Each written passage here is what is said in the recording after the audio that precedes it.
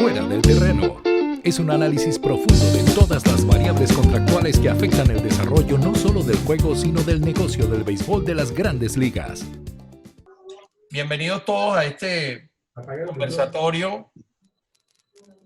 Me presento quienes no me conocen, o me imagino que sí saben quién soy, evidentemente por la actividad que tengo en las redes, en todo esto concerniente al béisbol fuera del terreno, como yo lo llamo, y que he venido estudiando desde hace tiempo. Sigo agradeciendo el tema de los micrófonos.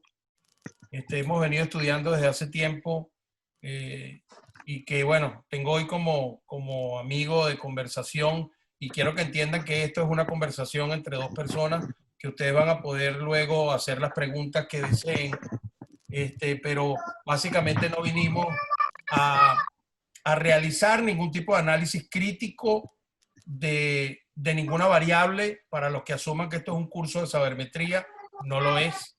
Vinimos a proponer un tema de análisis que tiene que ver con el uso que se le da a ciertas herramientas, básicamente a una, como es el Win Above Replacement o lo que llamamos el WAR, o el que mide las carreras o las victorias sobre el reemplazo, que más adelante vamos a conversar sobre ello. Pero básicamente lo que queremos es tratar de dar la visión nuestra de que el béisbol ha cambiado, de que hay un análisis nuevo dentro del concepto del béisbol, que el béisbol no se circunscribe única y exclusivamente a lo que históricamente hemos visto, a lo que históricamente hemos hablado, a reconocer que el jugador merece un valor económico en su contrato por cuenta de la cantidad de jonrones, la cantidad de carreras, la cantidad de hits, la cantidad de juegos ganados, etcétera, etcétera. Eso supone un sistema de valoración que va mucho más allá de ello y que históricamente ha estado en franca contradicción con la forma en que se evalúan los activos físicos, los activos tangibles en el sector del comercio y de la industria y de la manufactura. Es decir, valorar una empresa bajo un patrón de conducta bibliográfico, financiero, ya establecido, no dista mucho de la valoración que se le debe hacer a un pelotero y que no se hace porque las herramientas mismas así no lo permiten. Entonces, decíamos, y esto es importante para poder tener continuidad, que no tengamos interrupciones, decíamos que lo importante y lo que tanto José y yo queremos es demostrar que el tema de la valoración de un contrato de un jugador pasa por encontrarse con la nueva situación del béisbol. Ya se demostró en esta pandemia, desnuda una cantidad de realidades. Para la mayoría de las personas que estamos acá, o me puedo eximir porque tengo años estudiando esto, han aparecido realidades dentro del béisbol que antes o no nos interesaban o desconocíamos que existían, como es el tema del aporte del jugador hacia lo que sucede fuera del terreno, tomando en consideración que esas fueron las variables más importantes que se tomaron en cuenta para ver si había o no había temporada. Aquí antes de que si había una pandemia y cuántos se podían morir y cuáles eran los protocolos de seguridad que existen todavía, había un problema de orden financiero entre los dueños de equipo y los representantes de los jugadores. ¿Por qué? Porque para los dueños de equipo lo más importante es la creación de valor. Una creación de valor que viene dada, entre otras cosas, no es la única ni es la primordial, ganar juegos y ganar campeonatos. Y que es importante que todos entendamos, para los efectos de ser mejores analistas de béisbol, que esto cambió, que esto no se circunscribe a los batazos, a los rolling y a las carreras. Esto se circunscribe a un negocio donde precisamente el ejemplo que doy es el siguiente. Un dueño de equipo y un gerente general, cualquier mañana del día, cualquiera en el mundo, si el equipo se cotizara en la bolsa de valores, el dueño del equipo fuese en la mañana a abrir el periódico en la página de la bolsa de valores y ver cuánto creció el valor de su compañía en el mercado asiático, que hace 10 horas abrió. Y el gerente general del equipo va a abrir la página deportiva para ver el standing o el internet, para ver el lugar o cuántos juegos le faltan para llegar a la clasificación o ser el primero. Eso se nota en las conversaciones contractuales. Eso se nota cuando usted espera alrededor de 4 meses para concretarse una decisión que tenía que ver con variables que muchos de nosotros desconocíamos, como los ingresos de los equipos, cuando para algún fanático le había interesado cuánto ganaba un equipo, los derechos de televisión, todos aquellos ingresos que el equipo tiene que no sean entradas de taquilla y ventas de cerveza, souvenirs. O sea, eso era lo que nosotros veíamos como béisbol. Pues bienvenidos al nuevo mundo del béisbol. Ahora, el trabajo que tanto José y yo queremos hablar hoy acá es qué tanto es importante el aporte de un jugador, no a las carreras, no al WAR, no. Es más, nosotros no vinimos aquí a hacer juicios de valor del WAR, que ya lo vamos a definir. En ningún momento vinimos a decir si era bueno o malo, pero suficiente para nosotros dos no lo es. La visión de un gerente general puede ser, como me decía hoy mi amigo Arturo Marcano, puede ser quien funge como tal en equipos de la Liga Mexicana, son difíciles, son cerradas. Para un gerente general, un pelotero no tiene nada que ver con el dinero que se ganan los equipos. Pero ya se demostró que sí y punto. ¿Por qué? Bueno, vean cuáles fueron los argumentos que utilizó el sindicato de jugadores. Más allá de, vamos a hacer una relación prorrateada, lógica, formal y equilibrada de los salarios. Eso es una vaina que no tenía que ser un erudito de la finanza para calcularlo y saber que si juego la mitad, me gano la mitad. Aquí el problema estaba en cómo distribuir, cómo decirle al dueño, tú ganas más que lo que estás peleando acá. Y por eso yo no te puedo dar más rebajas salariales. Lo que más puedo hacer, y nunca pasó, siempre lo creí que debió ser, era yo te financio a 1 año, a 2 años, nunca lo quisieron. Lo que quiero que entiendan con esto es que para mí, para este señor que está aquí y mi amigo José, que tiene la misma visión que yo, y si no la tuviera, perfecto también, porque hay gente que de repente alguno de ustedes no la tiene. Para mí, igual, y está mi hermano Iván Medina, que lo debe estar revoloteando la mente ahorita con esto, es que yo puedo ir a una negociación de valoración de mi jugador, donde tengo que exigir que parte del dinero que tú te ganas y que supones que a mí no me interesa cómo te lo ganas, te lo di yo como jugador. Háganse esta cuenta sencilla. El número 10,000 millones, ese número rondó por 3 meses en el horizonte de todos nosotros. ¿Qué era eso? Lo que se ganan los equipos. Pero ¿saben cuánto de esos 10,000 millones se van en salario? 4,000 y tantos millones. Los otros 6,000, ¿para qué sirven? ¿Cómo se los ganaron? ¿Llegó el Espíritu Santo y se los dio? No, se lo ganaron en derechos de televisión, se lo ganaron vamos a decir, en distribuciones específicas que tienen las ganancias internas en Major League Baseball, como son el Revenue Sharing Plan, como son los fondos de compensación entre los equipos, whatever. Pero nada de eso sucedería si el jugador no está. Entonces, no vinimos José y yo aquí a decir que el WAR es malo, ni que no tiene sentido. No, es muy bueno. Yo tengo mis consideraciones contra él. ¿Ok? Pero sirve. Es como dicen, es un punto de partida, no un punto de llegada. Es un punto de partida. Y el WAR, como todo, gracias a Dios, sus creadores nos permitieron conocer cómo está hecho. Pero hay sistemas de valoración de jugadores a futuro como Pecota o algunos que existen por allí que no te enseñan nada y tú simplemente estás creyendo en él. No te dice cómo se calcula. No sabes si es una regresión lineal, no sabes qué es realmente. Entonces, a todas estas quise iniciar con esta reflexión porque es a lo que vamos. Por eso el nombre del conversatorio se llama ¿Es el WAR una medida de verdad importante? O yo no diría importante, claro que lo es, José, preponderante, fundamental para el negocio de la valoración, porque para eso es lo que sirve. La sabermetría, para mí, ¿para qué la inventaron? ¿Para qué se inventa o cuáles son sus valores? No la estoy menospreciando. Creo que tienen una función muy especial, pero la hicieron para ganar premios y sobre todo para que los gerentes generales en la nueva época del béisbol tengan al fin una excusa para decir por qué fallaron. Antes no la tenían, ahora no.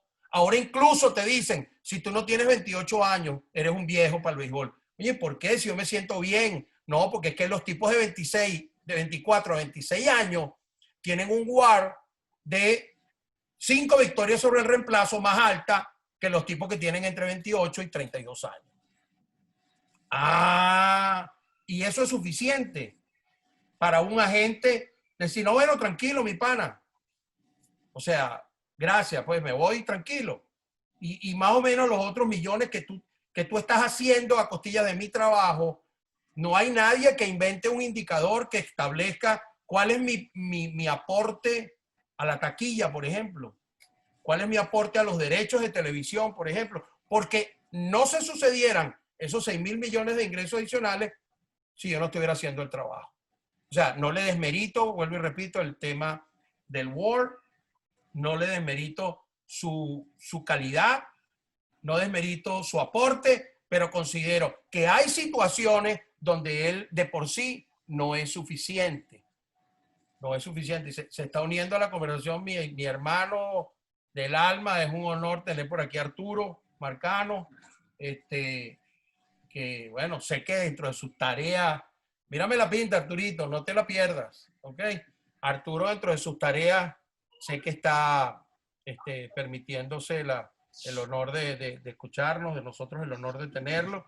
Y bueno, decíamos que eso, lo que estamos buscando es cómo engranar dentro de ese nuevo concepto de béisbol el valor de un pelotero, el valor de su contrato, más allá que el valor fundamental que aspira, o la creación de valor que aspiran los dueños, pasa no solo por el performance del pelotero, que genera los standings, genera los lugares, sino también por todo lo que esa misma situación permite poner como fundamento para obtener ingresos por otras vías. Voy a colocar una lámina. Lo que pasa es que, como les digo, me preocupa que mientras la lámina está, tenemos gente entrando, pero voy a colocar estas láminas para que José, que va a comenzar a hacer, puedes ir comenzando a hacer tu presentación personal, José, mientras yo pongo las láminas acá en la computadora. ¿Ven la computadora ahora? Sí, ahí se ve perfecto. Ok. Se ve lo que estoy poniendo en pantalla, ¿cierto? Sí, se ve lo que está en pantalla, correcto. Ok. Sí, buenas noches, Félix. De verdad, un gusto estar aquí contigo. Gracias por la invitación. Un gusto también tenerlo acá presente en este conversatorio. Que como dice Félix, vamos a hacer un análisis sobre el valor real que tiene el win above replacement sobre lo que significa un nuevo contrato o la firma de un nuevo contrato para un jugador. Hemos visto muchos en portales como Fangraph o el propio Pecota, términos donde valoran el contrato de un jugador a través del WAR que el jugador ya vino realizando en los últimos años. Entonces, ¿pero qué significa eso? ¿Qué variables está dejando afuera? ¿Qué variables incluye? Y eso es lo que vamos a revisar acá, ¿no? También un poco lo que hablaba Félix de lo que pasó en las negociaciones, cómo desnudó un poco el negocio del béisbol, cómo es la estructura de ganancias de los equipos, de ingresos de los equipos, cómo aquellos equipos que usualmente no invierten en talento son los que terminan con unas ganancias operativas más importantes que el resto, que otros equipos que sí están buscando competir. Y básicamente allí es un mundo que los sabermétricos dicen, yo no estoy diciendo nada en contra, pero se dice que esto es un tema de que todo lo que está dentro del béisbol, todo lo que tú pensas dentro del béisbol, es falso, estaba errado. Y yo puede ser que concuerde con eso, pero también este tema de las finanzas en béisbol, quizás todo lo que pensábamos también estaba errado, ¿no? Entonces, bueno, vamos a ver un poco lo que es el WAR primero, un tema general. Lo que intenta el WAR, para lo cual se creó, es intentar resumir el valor real de un jugador en una sola métrica. Intentar no usar solamente el averaje con los jonrones, con las impulsadas, con el promedio de envasados, colocarlo aislado, sino colocarlo todo junto. Y a partir de allí, sumar, por lo menos para un bateador, tú vas sumando el número de carreras que vas creando, porque eso se toma como un número de carreras, y para un pitcher el número de carreras que vas previniendo, para un corredor el número de carreras que vas generando por un robo de base o por una base extra de una base. Y básicamente podemos decir que la unidad de medida es una victoria. ¿Cuántas victorias genera este jugador que estoy contratando por encima de un jugador que lo reemplaza? ¿Qué jugador es el que está pasando? Un jugador de ligas menores, un jugador que esté ahí en ese limbo entre AAA, AA, de repente llega a grandes ligas, de repente le dan un right assignment y otro equipo lo contrata rápidamente y luego con eso tú vas sacando cuántas victorias o cuánto valor te está dando ese jugador para tu contratación, ¿no? Entonces, hay un término que lo estuvimos hablando al principio, que es el costo de una victoria. Es el dólar sobre WAR. Y bueno, eso viene esta discusión viene a raíz que yo publiqué en la cuenta de Twitter un gráfico que muestra cuánto se le ha pagado a ciertos jugadores que fueron contratados en los últimos 10 años. Ahí está la gráfica. ¿Cuánto se le ha pagado a jugadores que fueron contratados en los últimos 10 años por sobre el valor entregado, que es ese dólar sobre WAR? Eso es una estadísca que ya tiene este portal Fangraph, y básicamente lo que hice fue un cálculo, una sustracción. ¿Cuánto se le ha pagado por los años consumidos del jugador en el equipo? Que, por ejemplo, en el caso de Prince Fielder se le han pagado 190 millones, aún faltan por pagar 24. Y él, en términos de WAR, porque ya ellos le asignan un valor por cada punto de WAR, cuántos dólares son, un valor de dólares, generó 50 millones 700 mil dólares, dando un rendimiento total, bueno, un decrecimiento total, una pérdida total de 139 millones de dólares. Eso en sentido estricto, básico de lo que es el valor en el terreno de juego. Pero aquí lo que vamos a ver, y si quieres vamos a la lámina anterior, Félix. ¿Anterior? Sí, la anterior, que habla un poco del dólar sobre WAR. Bueno, que para analizar eso, esa es una herramienta que lo utilizan mucho las oficinas y también los fanáticos y la gente que le gusta la sabermetría. A mí me gusta mucho, yo la uso. Me parece una buena valoración para ver cuánto está entregando el jugador en el terreno. ¿Pero te parece que es una novia en la sabermetría para salir con ella o para casarse? ¿Tú me entiendes la pregunta? Sí, bueno, no sé, a mí me gusta para analizar. Yo creo que es un tema allí que tú puedes utilizar, es una herramienta más que puedes tener allí en cuenta para tomar la valoración de un jugador y como dije, el WAR simplemente le da un valor global al jugador, pero tú tienes que tomarlo con pinza y tienes que analizarlo, no puedes decir, sí, bueno, ese valor de WAR es el correcto, porque fíjate que Fangraph y Baseball Reference tienen diferentes valoraciones. Pecota usa otro, y así sucesivamente. Entonces, mucha gente se queda con ese valor de WAR y tú tienes que analizar lo que es en contexto allí. Pero fíjate algo, José, para parar un momentico aquí, y aquí hay gente que sabe, que es estudioso de las finanzas, y es a lo que voy. El valor de un activo, el pelotero es un activo. El valor de un activo se mide por el valor presente de su flujo de rendimientos de caja, del flujo de ingresos que va a producir a futuro. ¿Ok? Por lo general, y hasta hace muy poco, las valoraciones de deportistas, o por lo menos de lo que yo conozco más, que son peloteros, se hacen con valores pasados, valores de hoy, de ayer y de antes de ayer, no con futuro. Sí reconozco que gente como Pecota y otras compañías han puesto un aporte fundamental, pero incluso sabemos que buena parte de esas fórmulas no son públicas. Ellos no publican la fórmula que te determina porque el War Above Replacement de un jugador hoy es de 5 y el año que viene lo proyectan en 4.3. Simplemente te dan como valor fundamental de riesgo su palabra. En condiciones normales, si estaríamos evaluando una compañía o el valor de un activo, tenemos que proyectar dentro de un sistema que mide mucho más el riesgo y que la variable fundamental es predecir. Y eso es ahora que se está usando, pero con el atenuante de que muchas compañías, me imagino por guardar su secreto, no desnudan la fórmula. Y bueno, vuelvo y te repito, ¿quién te dijo eso? Me lo dijo Pecota. Ah, ok. O me lo dijo fulano, ¿no?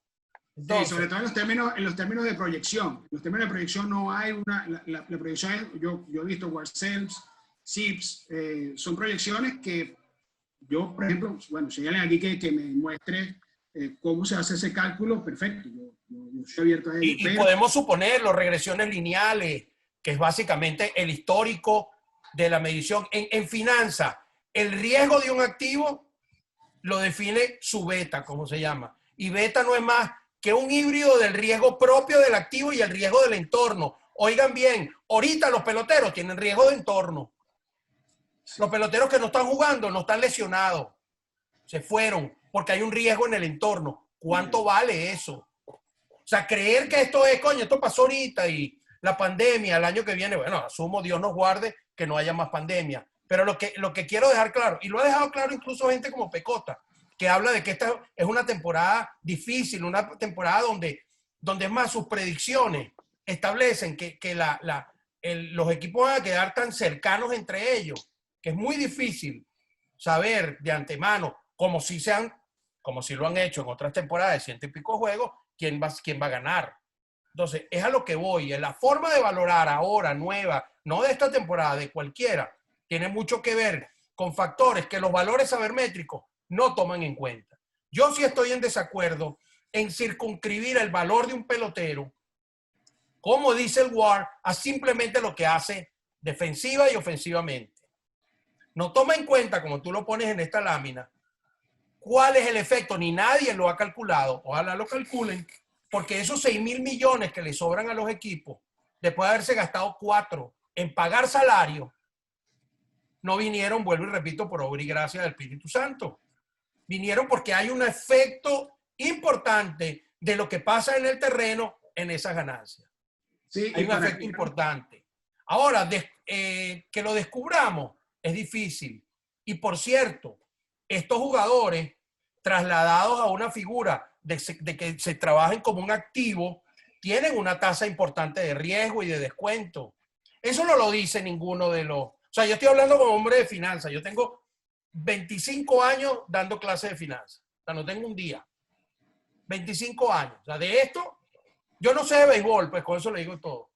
Yo tengo menos tiempo en el béisbol que el tiempo que tengo en la finanza. Fui corredor de bolsa, jefe de la cátedra de finanzas de la Universidad de Santa María, en la Escuela de Contaduría, Administración y Economía por 20 y pico de años. O sea, yo sé lo que estoy diciendo. Y en el béisbol, para tú sentarte no a crear, para tú sentarte a medir valor de un jugador, estos indicadores sí han mejorado. Claro que sí. Bienvenida a la sabermetría. Eso sí estoy claro. Ni me voy a poner a discutir si el jugador de verdad, como me dijo Arturo hoy, no tiene los números, no los tiene y punto.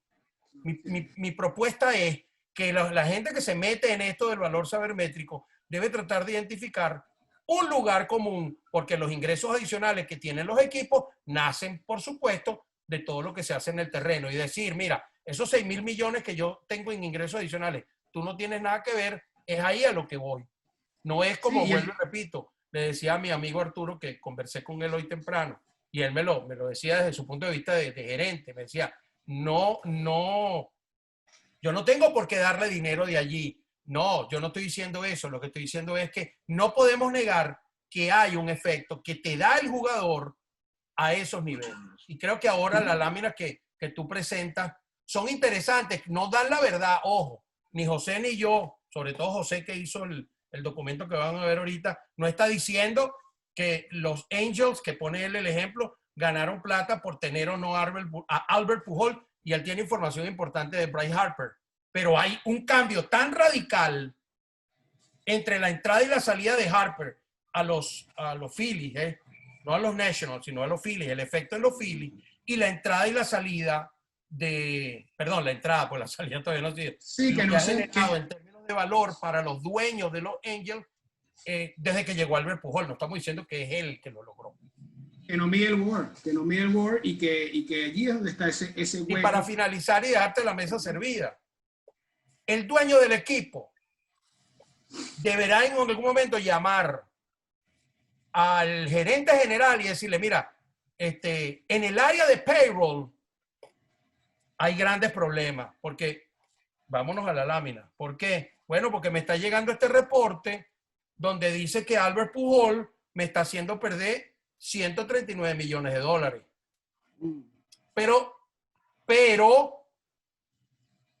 desde el punto de vista de lo que le interesa al dueño y a todos sus socios, esto es simplemente una brizna de paja en el viento.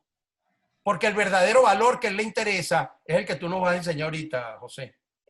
Y también allí, para complementar allí, Félix, para el gerente general, ver un rendimiento como el de Albert Pujols realmente es alarmante, porque con la inclusión del CBT, con la inclusión del impuesto al competitive balance, te da una información de tu payroll, de tu nómina. Entonces no puedes estar malgastando o gastando un dinero claro, que no te está agregando valor dentro del campo. Eso estamos de acuerdo. Pero para un dueño, tal como lo comentas, para un dueño, los valores son más allá de lo que está en el terreno. Incluso con esta lámina que vamos a mostrar acá, vemos que cuando Albert Pujols fue contratado en el año 2012 por los Angels, el valor de la marca Angels era de $656 millones.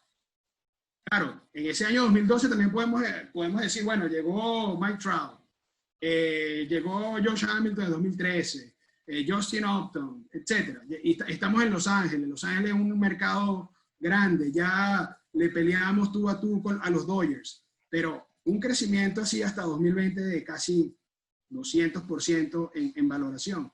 Ojo, y vamos a hablar de valoración. Esto no es béisbol. ¿Qué hace que esto suba? ¿Qué hace que esto suba? Sus activos. Ahí está mi hermano José Ramón Campos oyendo. ¿Qué hace que suba? Los campeonatos. ¿Cuántos campeonatos hay aquí de los Angels? No, y hay otra cosa, exacto. Hay mucho que tiene que ver con lo que no se evalúa. Y yo no estoy diciendo, ni José tampoco, que es un deber de los equipos. Lo que estoy diciendo es que es un deber de nosotros, los que analizamos esto, entender por qué y si quieren nos vamos a las negociaciones. Porque eso de que los equipos están sufriendo y van a perder mucha plata es algo lógico, pero no es algo que les quite la posibilidad de encontrarse con una nueva visión sobre lo que es la contratación de jugadores. Yo no dejaría, así me vaya mal, o así me diga, mira, ¿sabes qué? No me importa tu reporte, pero yo no dejaría de decir que esto no es una consecuencia inequívoca, o sea, una consecuencia de algún evento fortuito. Esto tiene un porqué, y es que los equipos construyen valor no solo por los torneos ganados y los juegos ganados, por las victorias, no solo por el WAR. Eso es un pedazo del valor. Ahora, yo soy una persona que te genera valor, no solo te genero juegos ganados. Eso es lo que eso es lo que es mi teoría.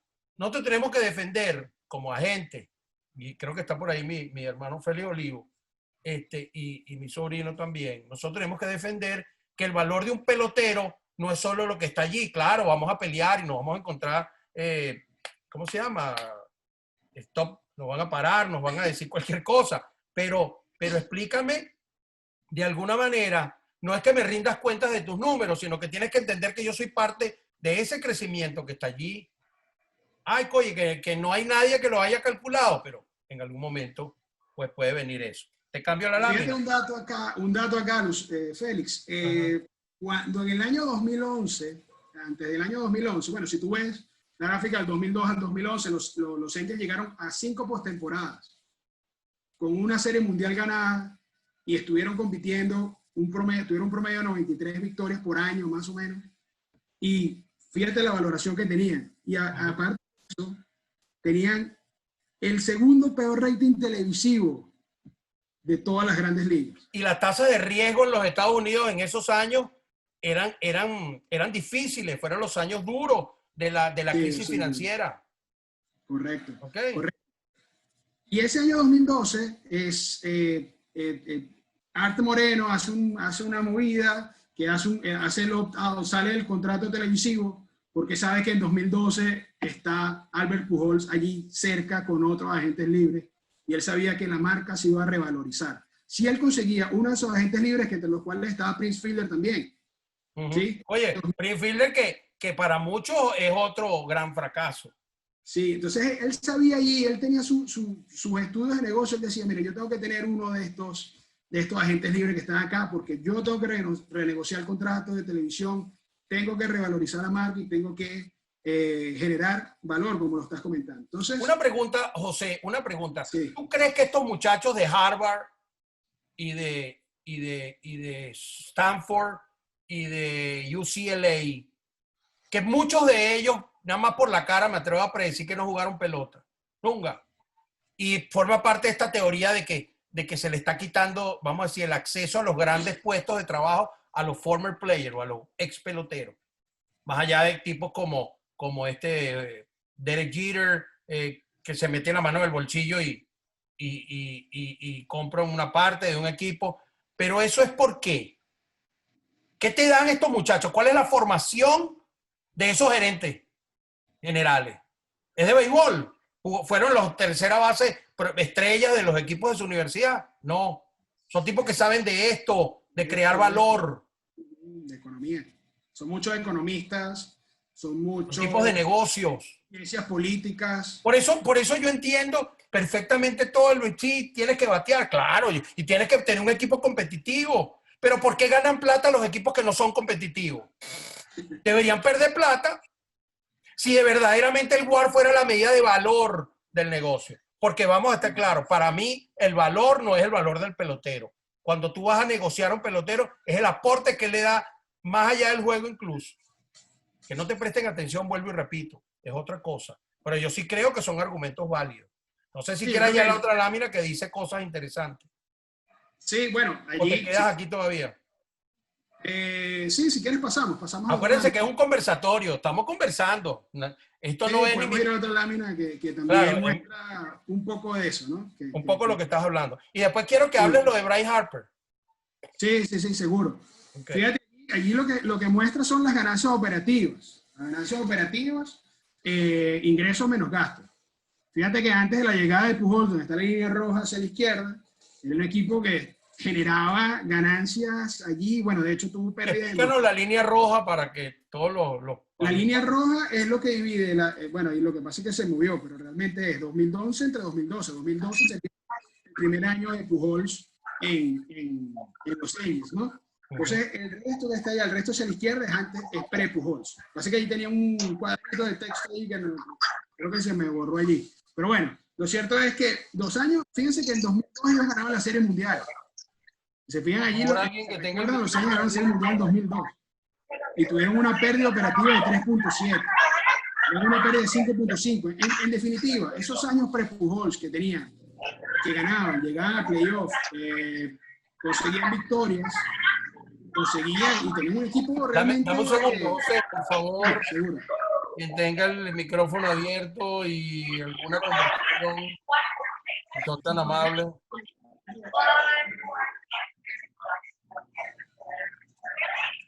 Sí. Bueno, bueno, seguimos acá. Un equipo realmente competitivo que tenía Bob Abreu, me recuerdo en esos años, tenía Vernon Wells. Fíjense las ganancias que tenía el equipo. Ya va, pero yo quiero ser abogado del diablo. Está bien, muy chévere todo lo que tú me dices, José Pérez.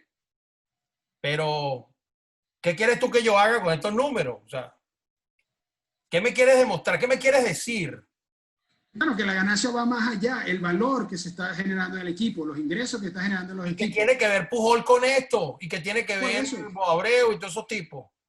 Pujol llega nuevo en 2012, en 2012 Ajá. llega, y fíjate las ganancias operativas. Primero los ingresos aumentan. Los ingresos aumentan, eso no lo tengo Lo en que esta pasa es lámina. que no hay cómo demostrar que fueron por culpa de él. No Culpa fueron no por es la culpa de palabra. él. No fueron por él. Yo lo que No, se creo, puede demostrar, pero hay que buscar una correlación, hay que hacer exactamente, tiene que un llegar análisis más.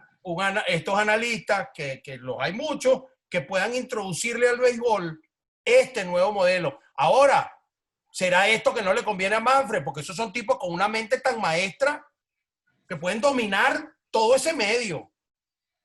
Óyeme bien, no les conviene, nadie lo va a sacar. Sí, y otra No sé cosa si que me hay que explico. demostrar, y es algo que hemos discutido varias veces allí, Félix.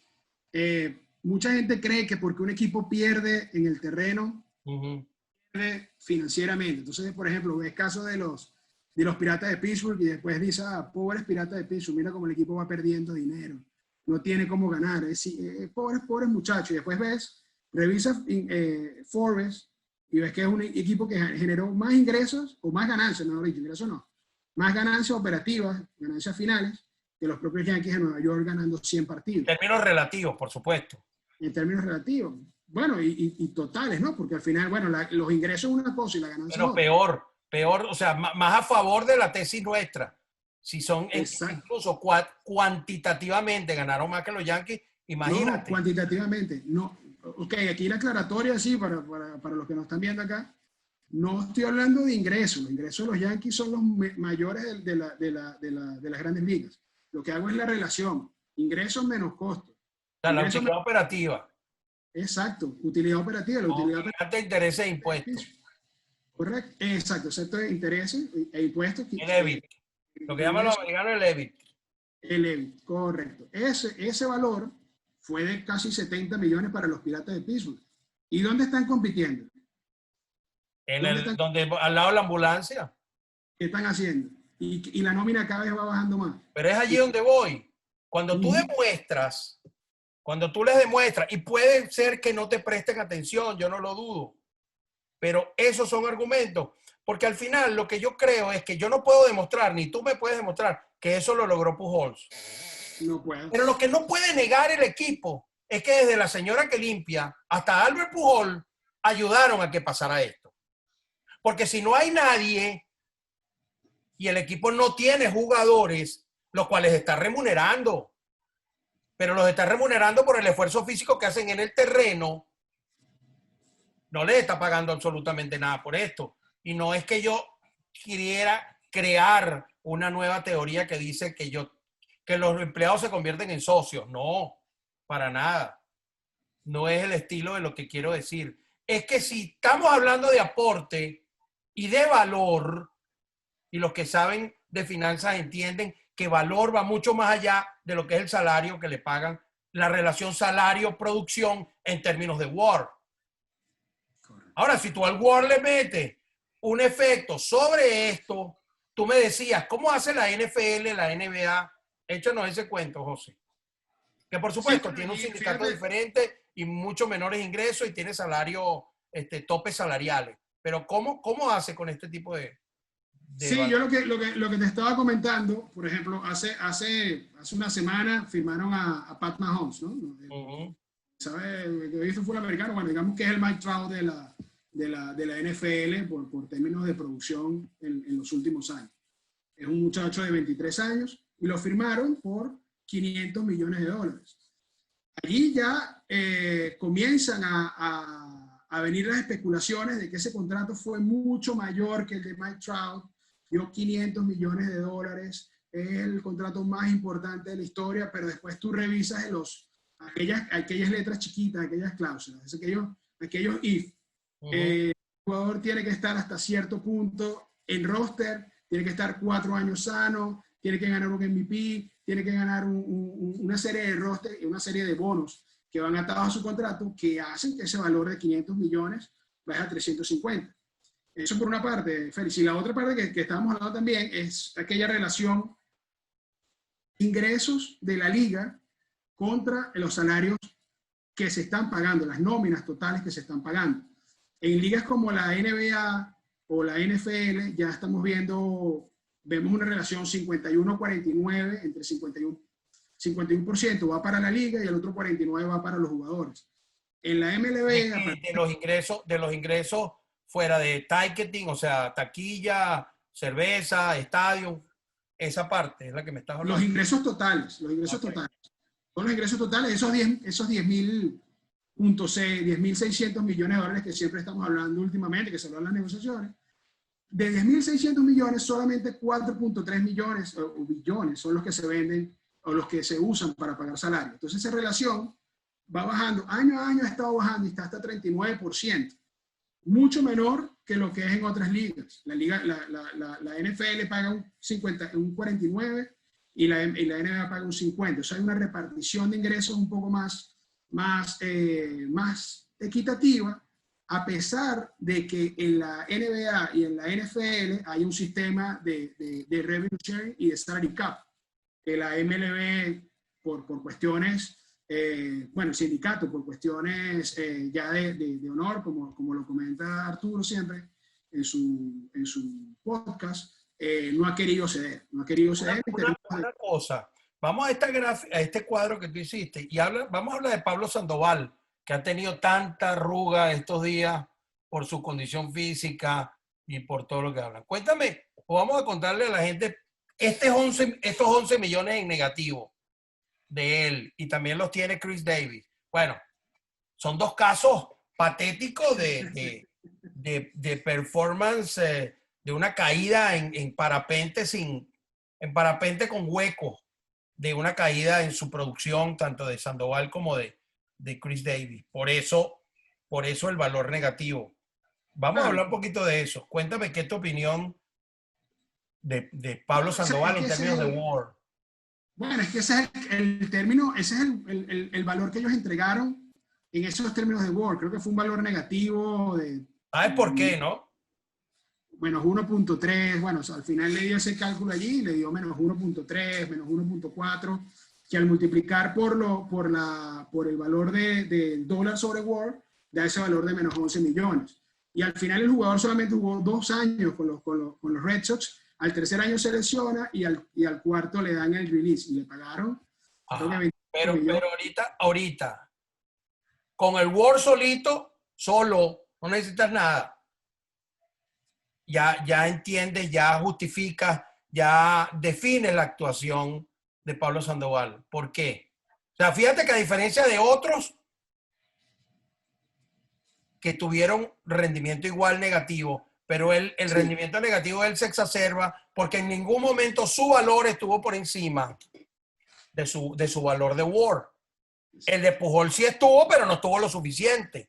Por eso pierde. Pero él no. Ahora, ¿él necesita algo más que justifique su actuación? Yo digo que no. En este momento, el WAR, tal cual como está, es justo para hacerlo. Pero quizás si le mete lo que estamos pidiendo que pueda pasar, esto sería muchísimo más. Sí. Porque hay peloteros que te incrementan el valor, pero hay peloteros que te lo echan para abajo. Sí, te lo echan para abajo. Es que ese es el tema. El tema es que la valoración no solamente, o sea, si lo medimos únicamente por el WAR, podemos tener estas distorsiones, tanto positivas como negativas. Y de hecho, es lo que te estaba comentando más tarde, más temprano, con el tema de Rendón, de Anthony Rendón.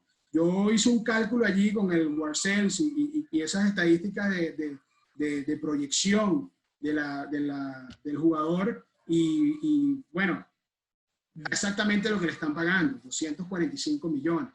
Y también lo leí en el Washington Post un poco de eso cuando él estaba negociando ese contrato. O sea, por 7 años a él le van a pagar 245 millones de dólares. ¿Y cómo lo sacaron? A través del WAR Sales, del WAR. No están viendo otras cosas, no hay una oferta, no hay una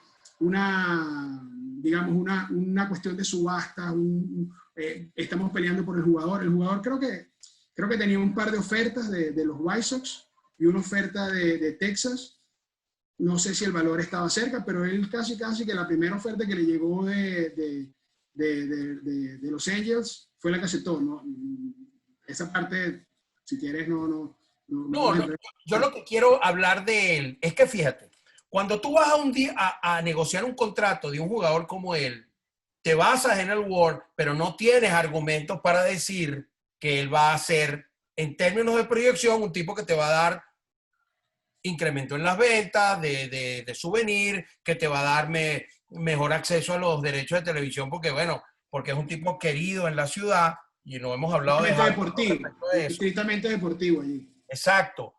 Pero el término del valor del pelotero y su aporte al equipo sí se nota mucho más cuando estás evaluando la actuación. Ya pasaron X años de Fielder, ya pasaron X años de Pujols. En sí, meterle a la evaluación la proyección de cuánto va a crecer en valor el equipo no es fácil. Pero decir luego de un contrato de 3 años en un espacio de 5, vamos a evaluar a este jugador. Supongamos que tenga un opt-out del equipo, que el equipo del tercer año lo pueda votar, ve esto y lo despacha. Allí es donde tenemos que usar ese tipo de argumentación, porque en el día cero no hay.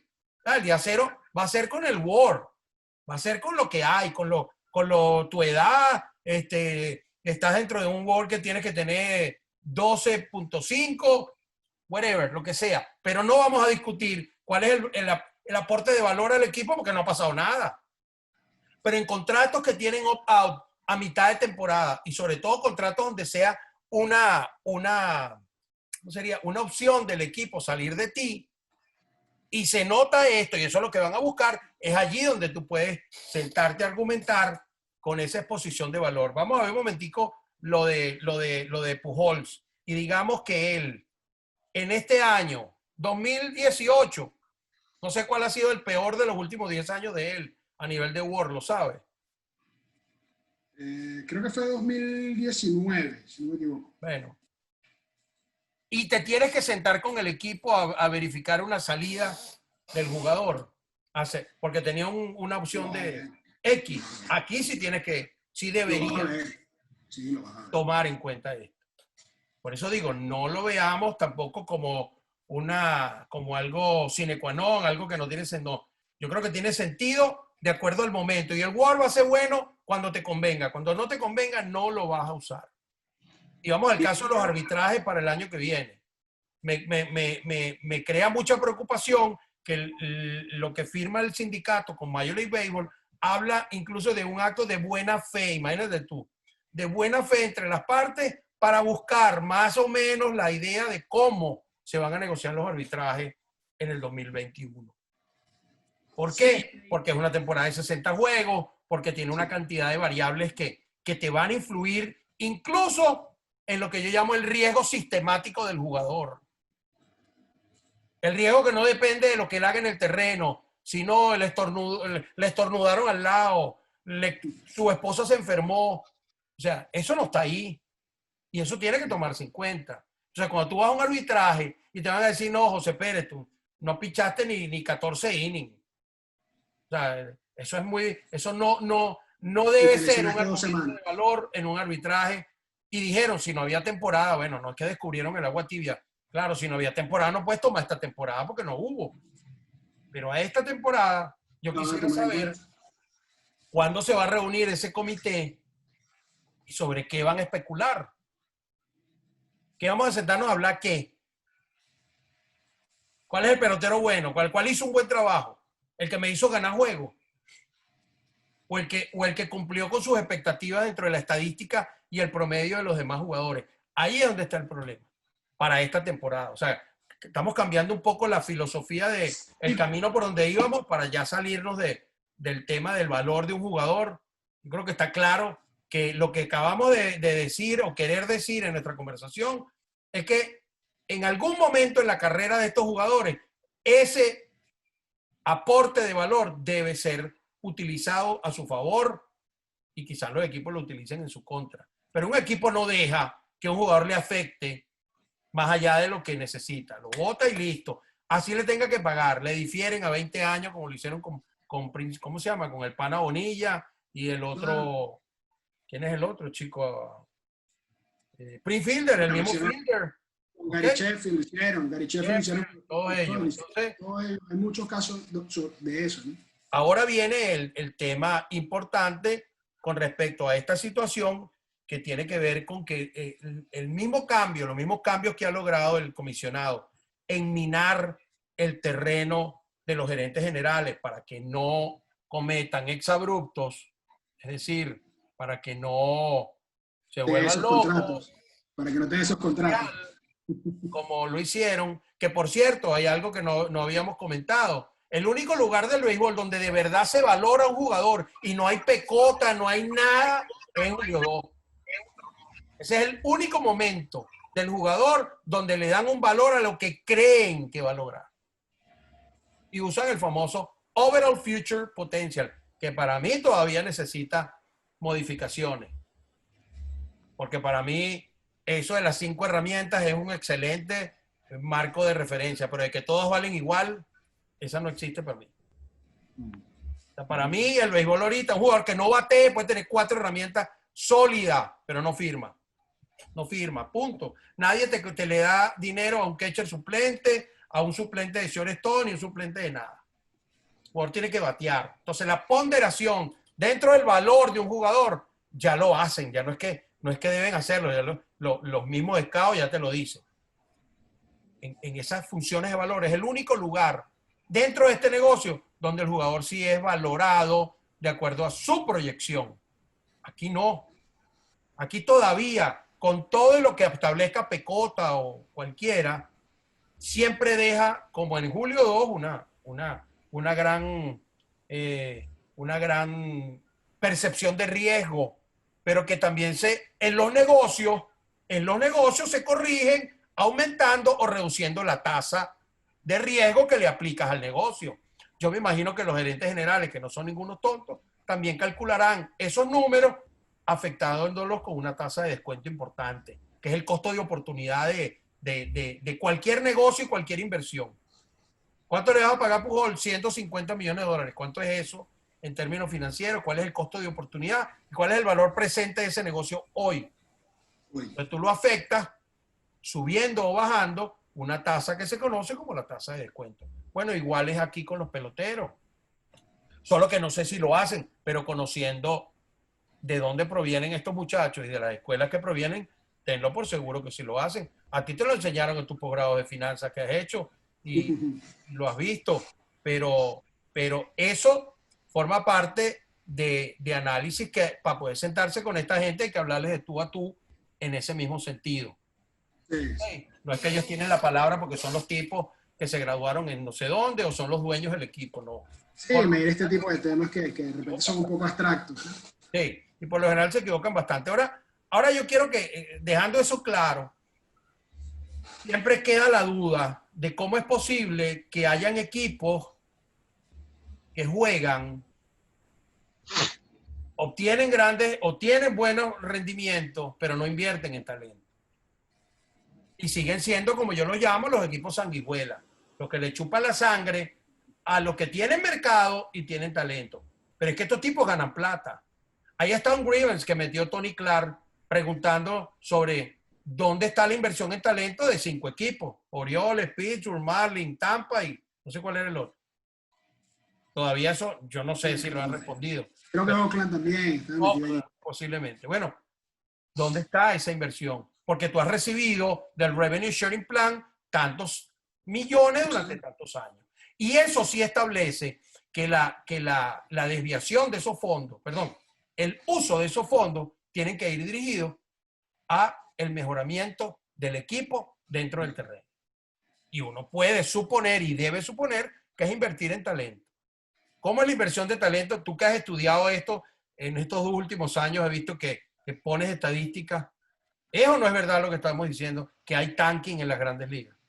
Claro, es que tú lo ves claramente. Tú ves equipos que, lo que estuve hablando del caso de los Piratas de Pittsburgh, es un equipo que no invierte, que está perdiendo casi 100 juegos por año y al final termina con unas ganancias operativas incluso mayores que que los campeones Washington Nationals. ¿Y tú crees que el dueño le duele la cabeza por eso? ¿O está preocupado por ganar el campeonato en la división central de la Liga Nacional?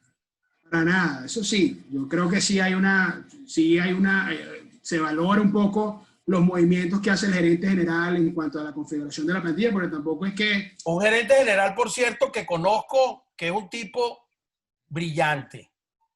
Y los tipos brillantes le van a dar al jefe lo que el jefe quiere. Y es Ben Cherington. Es un tipo que sabe del negocio. Pero puede decir mi pana Félix Olivo, que está por ahí. Ben Cherington sabe del negocio. Y los gerentes generales de ese nivel entienden cuál es la función de Rob Manfred. Minarles el camino. Llenárselo de bombas para que no puedan estar haciendo con el dinero lo que les dé la gana. Cada vez que vas a mover $1, tienes que voltear a ver qué te está afectando en términos de Revenue Sharing Plan, en términos de Competitive Balance Tax, en términos de jugadores amateurs internacionales, en términos de ofertas calificadas, en términos de agentes libres. Coño, ¿qué más quieres? ¿Para dónde me muevo? Se penaliza el que invierte. Y ves el caso de los Cubs. Los Cubs estuvieron invirtiendo todos estos años y bajaron. ¿Cuál es la única inversión que hicieron los Cubs? Un equipo que generalmente invierte año a año. Claro, penalizas al que invierte, cuando esto debería ser un piso y no un techo. Y el piso lo que vas a agarrar a estos equipos y les vas a decir, o usted me invierte en esta nómina de tantos millones al año o te voy a penalizar es a ti y de lo que te ganas, porque si ganas vas a tener que ir a financiar, ya no serán los más grandes, pero algo vamos a hacer con ese dinero. ¿Me explico? Claro, y tú ves, por ejemplo los Cubs, el caso que te estaba hablando de los Cubs quieren bajar de ese competitive balance para el caso de una oferta calificada el año que viene, si contrata un jugador de oferta calificada, el caso, incluso el propio Market Disqualification Refund, para que puedan obtener todos los ingresos del Market Disqualification Refund, que lo estuve conversando, que viene el año que viene, bueno, no este año, porque este año se va a cancelar el Revenue Sharing con casi total seguridad, ¿no? Pero para el 2021, los Atléticos de Oakland están descalificados, y los Atléticos de Oakland, según mis propios cálculos allí, pueden generar unos 59 millones, pueden recibir unos 59 millones directo del revenue share. Vamos a explicarle a la gente que nos escucha, que está aquí bien atenta, lo que es el descalificado o no calificado. Los equipos calificados o qualified teams son aquellos equipos que reciben dinero de los equipos no qualified. ¿Ok? Y están dentro de, por cierto que es una regla, el adendum 50 y tanto del convenio colectivo, que se trabaja a través de un market score. Todos los equipos que están sobre 100 son equipos que tienen buenos mercados, para no decir grandes, mercados importantes y tienen buena taquilla. Esos equipos financian a los débiles, pero los débiles no tienen nada que ver con si ganan o no ganan campeonato. Que por cierto, en materia de jugadores amateurs internacionales, en materia de inversión en Latinoamérica, son equipos que tienen prioridad. Esos son los equipos que encuentras entre el primera y segunda ronda de draft y segunda y tercera ronda. Cuando rondas de equilibrio competitivo, esos son los que van a buscar puestos, los chupasangre, los que les dan dinero.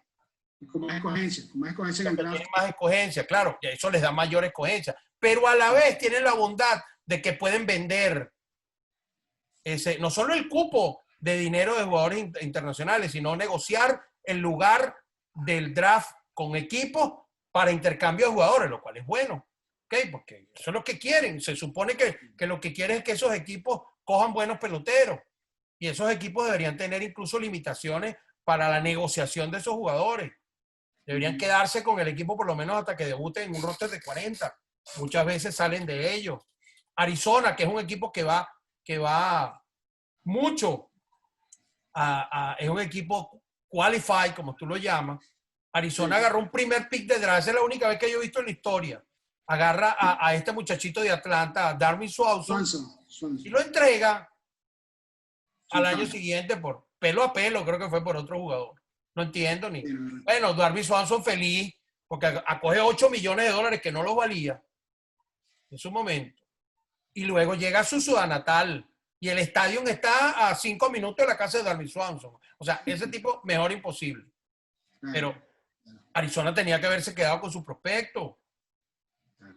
Entonces, hacen como una especie de mercado libre de agarrar peloteros para negociar Y ahí hay un mercado y Major League Baseball lo sabe.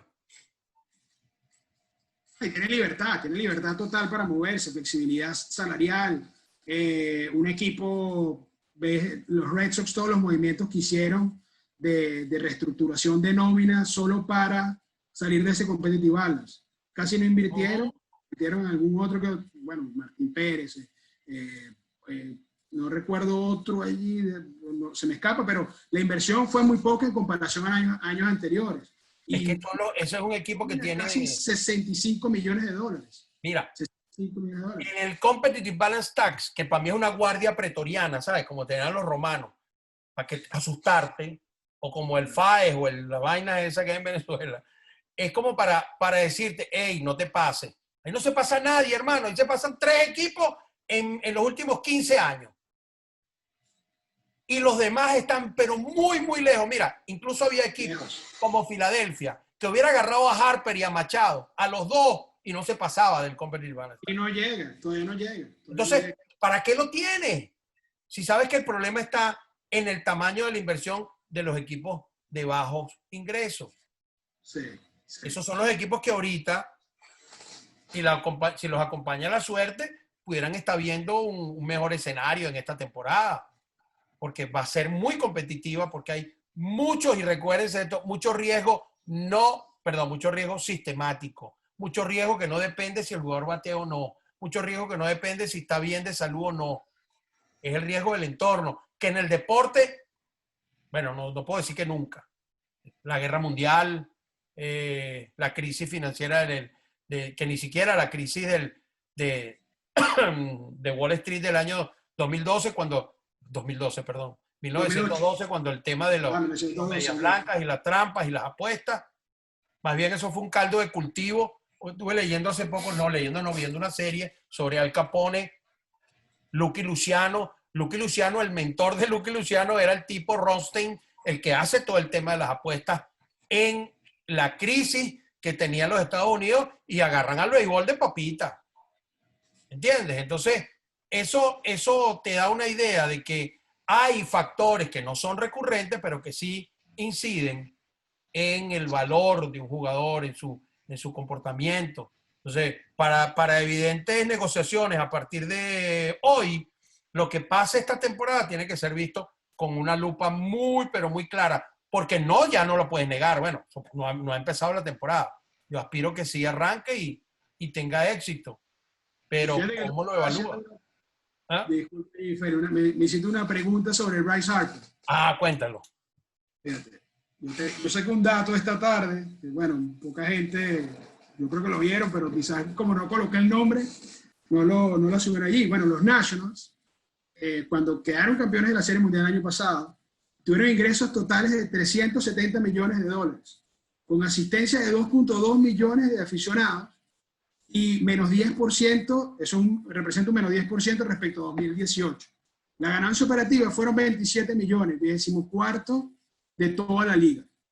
Filadelfia, con Bryce Harper, que para muchos fue un despilfarro y un gasto innecesario totalmente, generó 392 millones de ingresos, séptimo de todas las grandes ligas, casi 22 millones más que Nationals, con asistencia 25% mayor que la del año pasado, con Bryce Harper, ganancia operativa de 73 millones, con respecto, o sea, serían 50 millones más que lo que ganó Washington, que quedó campeón. Y estas cifras son de Forbes, que Forbes incluye postemporada. Y terminaron con un récord de 81 y 81, quedando cuartos y lejos para la clasificación. Claro, Harper no va a salir mañana a renegociar su contrato por eso. No.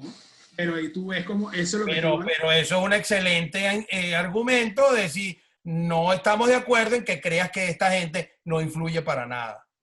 Correcto. O no quieres que su influencia tenga presencia en su valoración. Cuando la necesite, no sabemos si la vas a necesitar. Por eso, y ahí va la discusión. Porque, por ejemplo, es el punto de vista, y lo comentaste muy bien.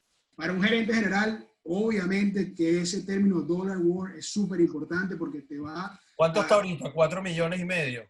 No, está en 8 millones. Explícanos eso otra vez, por favor, a todos. ¿Cómo lo calculas? Sí, bueno, El dólar sobre Word, fíjate, ellos lo que hacen, Fangraph es el especialista en eso.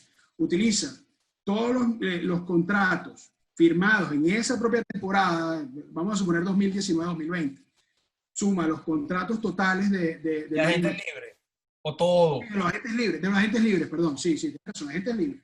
Manny Machado, Bryce Harper, Zach Wheeler, etcétera, los suma y hace una proyección por todos los años de contrato de cuánto sería su WAR, con todo lo que estuvimos hablando, esas proyecciones, picota. En el caso de ellos creo que usan Zips, que es otro proyector ahí, Otra empresa.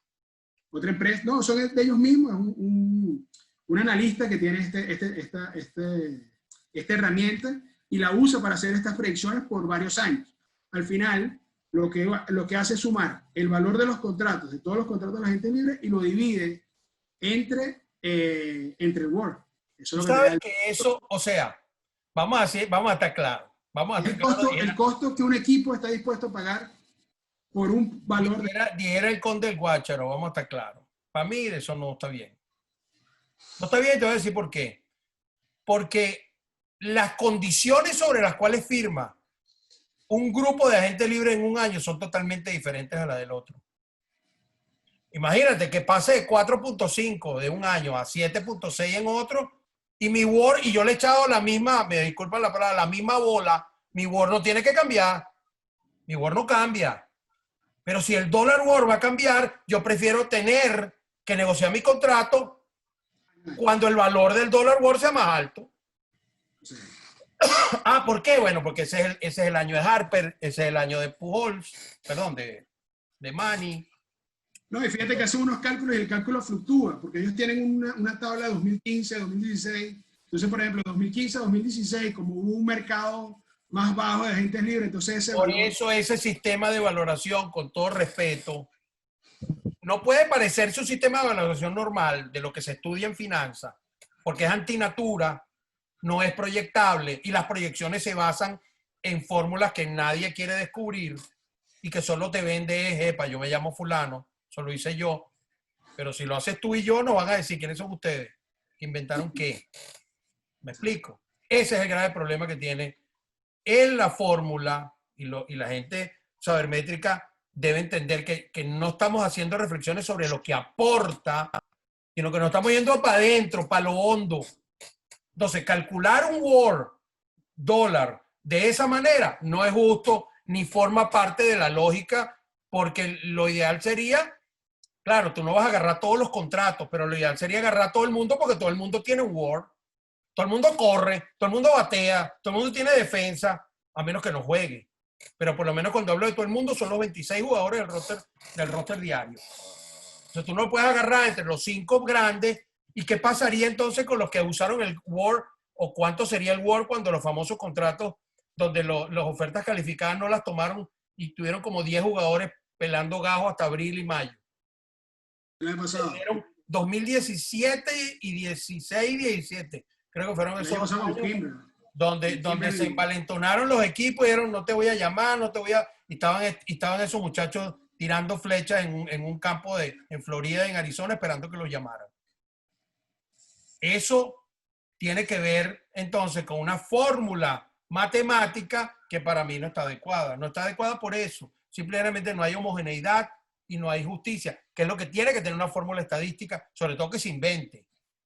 Sí, No, en la fórmula del WAR hay un factor del tamaño del estadio y hay factores. Ajuste de la liga. Ajuste de la liga. Imagínate tú, que vaina más subjetiva que eso. Pero yo me imagino, porque ellos no lo dicen, y nadie, creo yo, que lo dice, a menos que es el que lo diseñó, cuántas regresiones lineales deben haber hecho. Deben haber hecho miles. De hecho, hoy estaba leyendo de un estudio de alguien, precisamente en Pecota, y hablaba de una, ¿cómo sería la palabra? De una estimación de los resultados de esta temporada. ¿Y sabes cuántas estimaciones llegaron a ser? 1 millón. 1 millón. El tipo que hace el artículo hizo 100,000, imagínate, 100,000. Y dentro de esas 100,000 da ganadores a equipos como los Chicago White Sox, aunque sea una de las 100,000, pero lo da. Pero la división central. Sí, ¿Qué usaste para eso? Eso es lo que más debe tener en cuenta uno cuando presenta esta cifra. A mí no me gusta presentar algo que uno no tenga el conocimiento. De hecho, el propio creador de ese dólar sobre Word, él mismo tuvo que escribir un artículo diciendo, mira, esto no es para que tú digas. Pero lo usan para predecir. Pero lo usan para predecir. Ese es el tema. Lo usan para predecir, lo usan los agentes, lo usan los equipos, lo usan... O sea, se tomó como una herramienta ya casi que... Eso es como lo que se llama eso como los mitos, eso es como cuando tú, de tanto que repites algo, lo consideras, pues, y todo el mundo lo agarra. Entonces, acá, si el mismo dueño de la fórmula lo dijo, pero tiene que tomarse en cuenta. Ahora, ¿cuándo se usan los indicadores financieros? Yo di clase 20 y pico de años sobre indicadores financieros, y estos son indicadores. Un número sobre otro, un número que divides entre otro y lo multiplicas por lo que te dé la gana. Eso tiene una interpretación que es bien diferente de cada uno de los que los analiza y mucho más diferente del escenario donde se te ocurrirá ponerlo como ejemplo. Y lo vas a poner cuando te convenga. Cuando no te convenga no lo vas a poner. Y tanto agentes como o sea, jugadores como... Y lo hablo con toda propiedad. Esto no es un tema de béisbol, señor. Esto es sentido común. Cuando el béisbol se mete con lo financiero y la finanza, tiene que respetar los parámetros que ocurren en las valoraciones. Con estas figuras sabermétricas, como el Word Dollar o lo que proyectan las grandes compañías, primero que no se conoce cómo lo hacen, y lo diré 1000 veces, sino que no hay un estudio de verdad, de un estudio de riesgo. El problema no es cuántos honrones va a meter, cuánto es el aporte para el año que viene. El problema es la probabilidad de que ocurra lo que tú me estás diciendo. Tú me decías que a Anthony Rendón me dijiste que le bajaron para el año siguiente de 5.2. Sí, es una valoración muy, bueno, que lo estuve hablando contigo allí, una valoración muy burda. O sea, el jugador ya tiene, si pasa los 30 años, entonces le quito 0.4 de Word, si pasa los 31, entonces le quito otro 0.4. Ese es el parámetro. Hago la comparación primero de eso y lo multiplico por 80%. Entonces, ¿cuál es ese factor de riesgo? Eso me estabas comentando allí, que es muy cierto. Ese valor de 0.4 o 0.1 que le estén restando, que le estén sumando, no sé de dónde salió. No sé de dónde salió. Y son números, bueno, alguien que sepa sabermetría, que puede ir la hora y nos lo explica, pero yo le puedo asegurar y planteárselo en el ambiente que quieran. La interpretación sabermétrica es una copia mal hecha de la interpretación financiera. Así de sencillo. Pero todo parte del uso adecuado de las herramientas. Usted no puede hablar de Word si ni siquiera sabe lo que es. Yo le decía a mis alumnos en la universidad, que no fueron pocos días, fueron 23 años. 23 años dando finanzas. Le decía, yo no te puedo, igual se lo digo a los que trato de enseñarles de scouting. Tú no puedes ir a la guerra si no sabes de qué están hechas las armas que tienes. Simplemente porque te entendiste por ahí. Word 4 multiplicado por 5 son 20. Brother, este tipo vale 20 millones. Tú ni siquiera sabes. Tú sabes cómo se hace la fórmula. Tú sabes si de verdad tiene sentido. Interpretar liquidez, interpretar rendimiento en una compañía. Es lo mismo. Cuando usted va a analizar un estado financiero, es lo mismo que agarrar las cifras de Word y ponerse el frente. Tienes que ver, tienes que evaluar quiénes son. Ya déjame un segundo que está entrando otra persona. Tienes que evaluar de qué está hecha la fórmula y si las variables que utilizaron para llegar a ella es correcto. Tú me dices a mí entonces que el Word por dólar es así y yo te voy a decir, coño, no conviene. Yo lo sé, pero no conviene haber estado en la agencia libre un año después que pasó esto de esta debacle de jugadores. Y te va a pasar el año que viene. El dólar por Word bajó el año pasado. No, y los tipos que lo inventaron te van a decir cuando venga el nuevo convenio colectivo y se reduzca el tiempo de agencia libre, donde los jugadores seguramente les van a ofrecer contratos cuando están jovencitos. Y eso tiene una lógica. Mientras más te acercas a cero, ¿cuál es el rendimiento? ¿Cuál es la posibilidad de crecimiento? Infinita. Por eso cuando los jugadores de Julio 2, que son los únicos, vuelvo a repetir, que se les da esa posibilidad de ser comprados, adquiridos, bajo un futuro, bajo una proyección, hay un cierto nivel de riesgo que también hay que evaluar. Pero acá te ponen a multiplicar un valor por otro proveniente de las negociaciones de tipos que posiblemente sus características te afectan. O porque es muy alto, bueno, mientras más alto sea el valor del dólar war, pues estaremos todos contentos. Pero esto lo que va buscando es que ese valor sea cada vez más bajo, porque los contratos van a tender a ser cada vez más bajos. O sea, no es que tú ahora vas a valer menos porque bateas rascado o bateas con un ojo malo, te pones un parche en un ojo para batear menos. Vainas que hacen los equipos. Y además estos temas a mí me encantan y por eso digo 2 o 3 groseritas. Y yo no sé si aplican ese dólar war para esas proyecciones. ¿Aplican inflación? No, pero olvídalo, brother. Entonces, lo que quiero decirle es que no todo está escrito.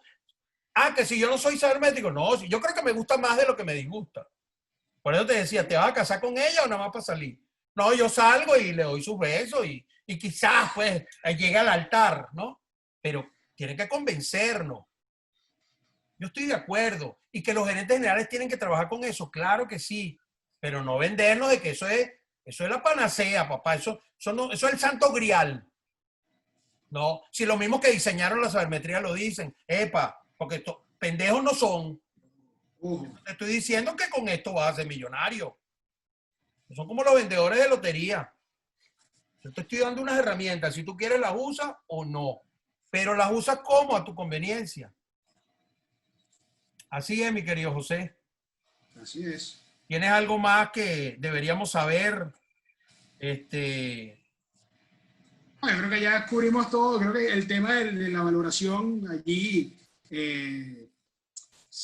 para concluir, yo creo que si para valorar un contrato, si nosotros pudiéramos saber, hacer un estudio de cuánto te representa en ingresos, una victoria más, ingresos de venta de entrada, ingresos de televisión, ingresos de concesiones, allí sí pudiéramos usar esto como valoración de contrato. ¿No? Y historia hay.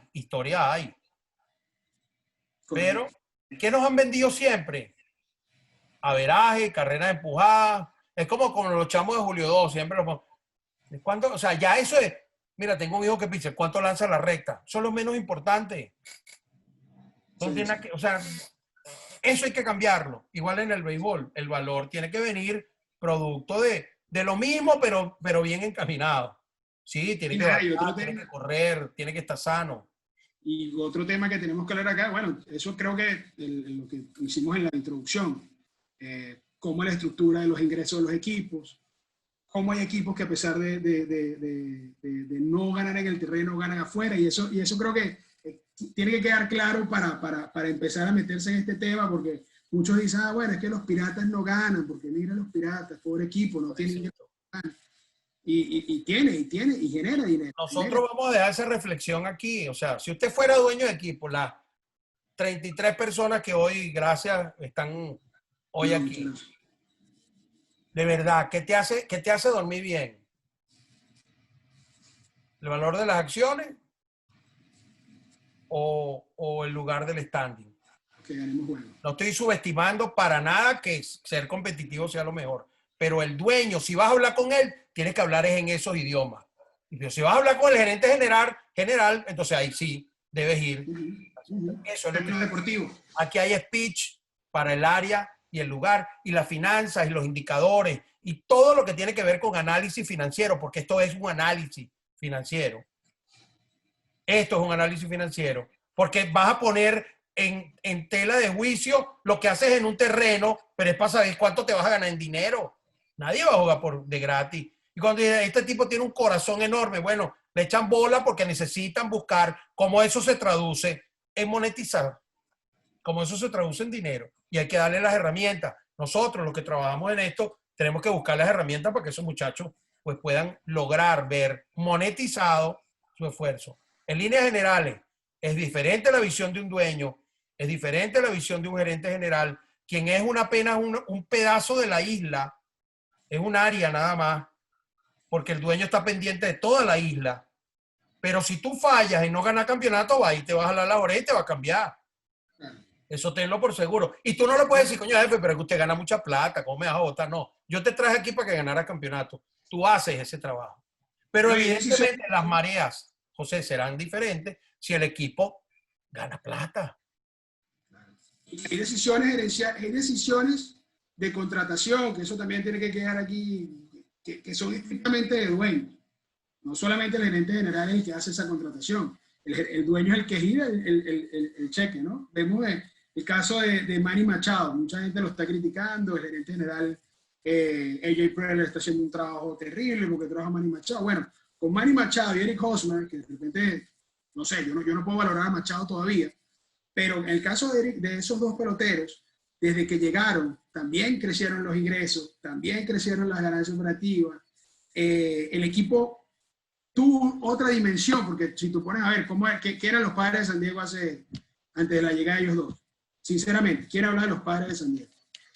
Ahora fíjate la posición en que los coloca ese jugador, que para mí pudo haber sido una decisión directamente del dueño. Es una suposición porque, bueno, al final, en este momento de reconstrucción que están los Padres de San Diego, de repente traer a Manny Machado no era la... Y el dueño debe haber dicho, págale lo que pide. Probablemente. Yo giro esos fondos. Yo negocié una vez un jugador de Julio 2, que estaba el gerente general, la discusión mía era con, yo creo que era el director, vamos a decir, no sé, el director de Latinoamérica, no, mentira, el director de desarrollo, y tal, y discutiendo, y sé que él entró, yo sé porque mi hijo, que habló con él, me lo comentó, y el tipo le dijo a mi hijo, ¿y qué tanto discuten estos dos? Yo le dije que yo quiero ser jugador. ¿Entiendes? Y era porque el dueño también lo quería. Entonces, hay decisiones que, bueno, lo que queríamos con este conversatorio es despertar un poco esa inquietud. Nosotros creemos que en la medida en que todos los que como a ustedes les gusta el béisbol, entiendan que hay un béisbol también que se juega fuera del terreno, es muy importante. Y que explica muchísimo, muchísimo más de lo que ustedes se imaginan, de las contradicciones que ustedes mismos como fanáticos tienen. ¿Por qué pasó esto? ¿Qué hicieron estos tipos? Tipos tan locos, ¿por qué hicieron lo otro? O vamos a decir, malinterpretar la defensa que hicieron los dueños de equipo de su billete.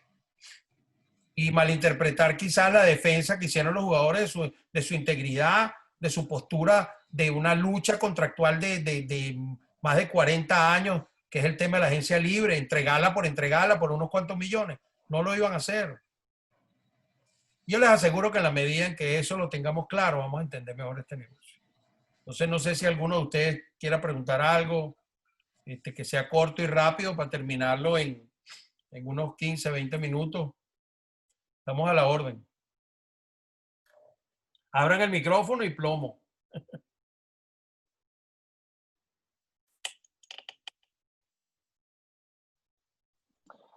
Aquí voy a hablar yo. Ajá, Felipe Leonardo Olivo. Más nada. ¿Cómo está, hijo? Me interesó muchísimo, ¿verdad? Algo que me llamó la atención fue con el caso de Albert Pujol, que hizo que de alguna otra manera generó muchísimo valor para los angelinos de Anaheim, que ahorita actualmente, bueno, son los angelinos de Los Ángeles. Pero algo que se me vino mucho a la mente y a la cual yo me puse a investigar y sacar números, ¿verdad? Fue con los Miami Marlins. Los Miami Marlins en el 2002 fueron comprados por Jeffrey Loria bajo un contrato bajo el número de 158 millones. En ese momento solamente habían ganado una serie mundial. Después, el año siguiente, en el 2003, ganan una serie mundial. Ya después de ahí, como que se podría decir que los Miami Marlins, el valor, su actuación fue muy regular, hasta que, bueno, obviamente cambian de los Florida Marlins, cambian a Miami Marlins, tienen su propio estadio, todo. Pienso que a partir de ahí ya tienen también un mayor crecimiento. Sin embargo, también se le suma un crecimiento por jugadores como Giancarlo Stanton, Christian Yelich, todos esos jugadores quienes se desarrollaron con los Miami Marlins. Ahora, cuando se vende ese equipo en el 2018, si mal no me equivoco, 2017, perdón, Sí, por 1.200 millones, ¿Cuánto? que 1.200. 1.200 millones, sí, Está evaluado. exacto. Entonces, ahora, ya después de esos años, ¿qué pasa? Que venden, salen de Yelich, salen de Stanton, salen de Ozuna, muchísimos jugadores que, pues, con ese roster prometían muchísimo los Miami Marlins, y ahora pienso que sin esos jugadores, alguna depreciación de valor debe tener los Miami Marlins, ¿o no es así? La tuvo. Ellos bajaron yo no tengo la tabla acá, pero los Marlins son el único equipo que ha tenido una evaluación de valorización desde la compra del activo en 2017. Creo que bajaron de 2017 1.2 el precio de compra a 980 millones de dólares. Entonces, ha tenido una baja, una merma en ese sentido. Más que nada porque el equipo no genera ingresos. Eso sí no genera ingresos. Claro. El mercado es bajo. La gente no va al estadio. Tiene un contrato televisivo de 20 millones de dólares. El peor contrato televisivo que hay. Y para que tenga una idea, los Angels tienen un contrato de 200 millones de dólares por año. Estos 20 millones. Y ahora no tienen jugadores. Están intentando revalorizar la marca con jugadores jóvenes, con jugadores latinos jóvenes, como Miguel Rojas y otro grupo allí que está intentando que el equipo sea vistoso para la comunidad latina allí, ¿no? Pero sí, ha perdido valor, y creo que es el único equipo que ha perdido valor desde su compra. Total. Yo sé que por lo menos los Miami Marlins, pues, lo digo porque como vivo acá, la fanaticada de Miami no es una fanaticada verdadera. Se puede decir que es una fanaticada fiebruda, se podría decir, que es oportunista, que solamente aparece cuando es el momento. Pasó con los Miami Heat cuando era LeBron James, Chris Bosh y Wade. Ya después que salieron de LeBron James, la fanaticada bajó. Y pienso que también es lo mismo con los Miami Marlins. Salen de estos grandes, no tienen, no clasifican unos playoffs, están siempre de último, pues de alguna otra manera tienen que sufrir algún tipo de depreciación. No tienes una figura. Exactamente. Una figura. En cambio, Angels, que es un caso que es un equipo que tampoco es clasificado, primero que está en un mercado gigantesco y tiene a dos caras, ¿no? Tiene a dos caras que son la cara del béisbol. Uno del 2001 al 2010 fue Albert Pujols. Del 2010 entonces, a pesar de las derrotas, su valor sigue aumentando porque hay un activo, dos activos allí que realmente importan. Y es así, es como tú también dices. Por lo menos los Angels han sido, por lo menos de una otra manera, muy agresivos en el mercado de agencia libre. En cambio, los Marlins no. Los Marlins están siendo agresivos con su granja, con el sistema de ligas menores, cosa que eso no atrae, cosa que sí pueden ser excelentes prospectos, pero el valor del jugador no está ahí. El valor del jugador puede ser a los 5 años. Pero fíjate, Félix, no atrae, pero hay demostraciones contundentes de equipos como Washington y como Astros que esperaron su momento. El tema es que esta gente lo suelte de aquí a 2 años, pero Washington y Houston aguantaron su pela. ¿Para qué? Para financiarse con dinero de otros. No me metieron la mano en el bolsillo, crecieron con las bondades que le da el sistema, con los picks importantes, con todas las ventajas que tienen por ser un equipo de los sanguijuelas, como yo los llamo. Entonces ellos, si de verdad lo están haciendo, bueno, hay que esperarlo, pero cuando lo logren, vas a volver a ver vas a ver a los Astros de Houston y a los Washington Nationals. Estamos hablando Washington, figuras emblemáticas, Harper, Strasburg, el otro, el tercera base que se le fue ahorita. Rendón. O sea, y Astros, bueno, Bregman, Correa, Altuve, el outfield, Russ Springer. Y los pitchers, o sea, esto, la mesa está servida siempre para que los que no invierten puedan hacer sus ciclos, que pueden ser 4 o 5 años, para montarse, ver cuánto les dura y volver otra vez a la parte baja. Eso es lo que más o menos han demostrado en cuanto a tendencia. ¿Alguien más por ahí? equipos de las Está grandes mi ligas amigo también. Omar Vizquel entrando un poco tarde, pero gracias por la entrada, Omar. Creo que también los equipos de las grandes ligas han tratado de buscar ese, digamos, ese fanático joven que vaya a los parques, que consuman la marca de los equipos. Piensa Está hablando Andrés, ¿no? Sí, sí. Ok, ¿Me escucho? te escucho, sí. Perfecto. Escucho. Yo creo que los equipos de las grandes ligas tratan de buscar que esa sangre joven, esos muchachos, los fanáticos, evidentemente, traten de comprar la marca, buscar la marca de las grandes ligas. El caso muy significativo es que la NFL y la NBA están, para mí, por encima de la marca de grandes ligas, siendo las grandes ligas, digamos, la marca más longeva deportiva de los Estados Unidos junto al hockey. Y eso es algo que los equipos han visto y han sabido revalorizarse, no solamente en el terreno de juego, sino en la marca, en las redes sociales, en todos los sentidos. Sí, eso es algo que va acompañado, no es, mejor dicho, eso es algo que va de la mano de todo el crecimiento del equipo, que es la parte de tomar el mercado de la mano de los que invierten. Ellos tienen una estrategia de buscar a los millennials que Exacto. han sido precisamente los que están metidos en el béisbol. El béisbol es un deporte, para quienes no lo saben, es un deporte de viejos. O sea, los que invierten en béisbol, los que están pendientes, los que acceden o sea, a lo que es la muestra de fanáticos, son hombres mayores a los 50 años. Y hay un caso, para cerrar, disculpa, Félix. No te preocupes. Las corporaciones que invierten dinero en los deportes en Estados Unidos, vimos como FedEx casi se molestó por el caso de los Giles Rojas de Washington y van a cambiar el nombre. Las corporaciones invierten mucho dinero en el deporte en los Estados Unidos y también quieren ver revalorizar el producto en el que invierten. Claro, eso lo evaluó mucho. Sí, sí, sí. Y es ahí donde tú te das cuenta que muchas veces tú haces lo que la corporación que te va a servir de sponsor te pide. ¿Sabes lo que es cambiarle el nombre a un equipo? Sí. Pero Ese es fuera del terreno de juego. ¿Mm? Dime. Ese es el deporte fuera del terreno de juego. Ahí está. Exacto. Los indios de Cleveland, pues. Nadie sabe qué va a pasar cuando les cambien el nombre, si es que se lo cambian. Pero eso es un escenario digno de horas de trabajo adicionales que no estaban en el libreto. Y con el tema allí, Félix, el tema del valor de la marca. David, you have headphones, right? Can I use them? Aló, I Omar. can use this headphone with this.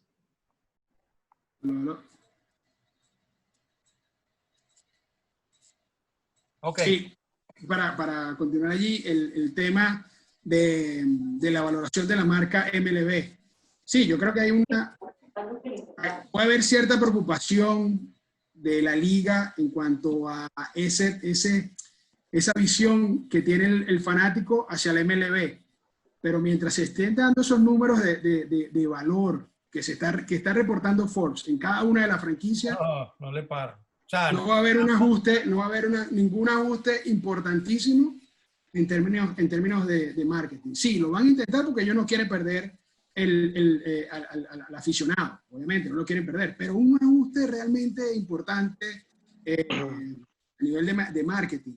Miren, ha bajado la audiencia, es innegable que ha bajado la audiencia o la asistencia a los parques, pero nada extraordinario que les permita tener miedo de que sus ingresos se van a ver afectados mayormente por eso.